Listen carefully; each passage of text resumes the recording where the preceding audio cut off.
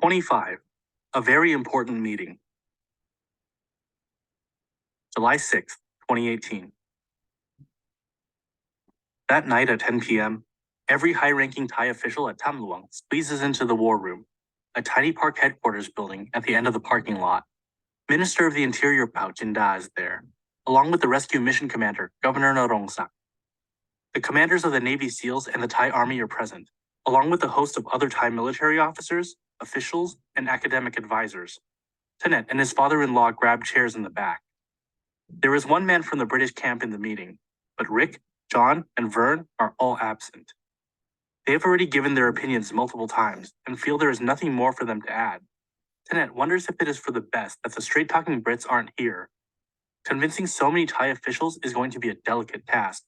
This calls for someone with a perfect mix of diplomacy and communication skills. Luckily, the American officers seem to have that perfect mix. After official introductions, Major Charles Hodges begins his presentation. He tells the room that from the moment his unit arrived at Tamluang, they have refused to let their emotions sway their decision-making. He knows how tense this moment is for the Thai leadership. Not only are they thinking about the children trapped in the cave, they are also thinking about the parents and loved ones waiting outside. They are thinking about the millions of people all over Thailand who are watching their every move with their hearts in their throats. Major Hodges knows how difficult it is for a Thai person to carry the burden of suggesting they go ahead with a plan that could end in death for some of the children. As a non-Thai, it's easier for him to make that recommendation. Major Hodges goes on to describe the situation as it stands and tells the room how they have investigated every single option for trying to rescue the boys. Alternative entrances, drilling, pumping the water, and even just leaving them inside until the dry season. Then he walks through all the problems with every one of those options. He presents the only option they have left, diving the kids out.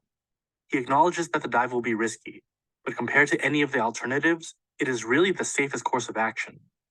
He then turns the presentation over to Sergeant Derek Anderson, who goes through each step of the dive rescue plan.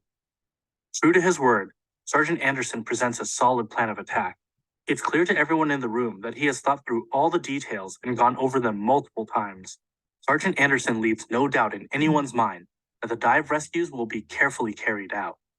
After the presentation, a group of Thai professors stand and speak up against the dive plan. Why are we rushing? They ask. We should take our time, gather more data, analyze the numbers. Tenet, a man who loves data and trusts numbers, shakes his head. He knows that it doesn't matter how much more data they gather. They will never know for certain what the outcome is. Time is running out. At this point, they're going to have to make a leap of faith. Tenet then gives his report on the water diversion team's efforts and explains how important controlling the water has been. Most of the people in the room had no idea what was happening with the water pumping at Sai Tong or with the stream diversion on the mountainside, and they nod and murmur in surprise to learn of it. With the formal presentations over, Governor Narongsak pulls Major Hodges aside and asks for his honest assessment. What is the likelihood of success? As usual, Major Hodges doesn't sugarcoat the facts. He estimates a 60 to 70% success rate. Put more bluntly, he says, I fully expect anywhere from 3 to 5 children to die. 5 out of 13. They could lose almost half. Major Hodges quickly adds that if they don't act now, his prediction of success will go down to 0.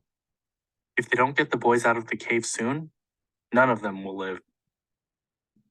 Minister Pao Jinda agrees.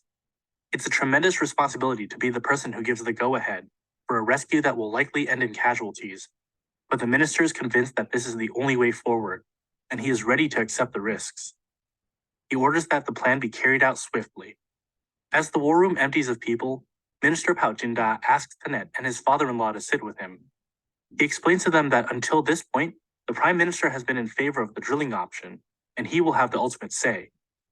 Minister Pao Jinda thinks the Prime Minister will support his decision, but he needs to send a letter to explain why diving is a better option than drilling.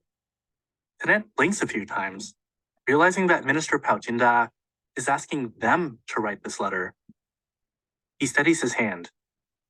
And then Tenet, a no-rank, no-status Thai-American restaurant owner, picks up a pen and begins drafting a letter to the Prime Minister of Thailand. With the ink dry, everything is in place. They will have 36 hours to get ready.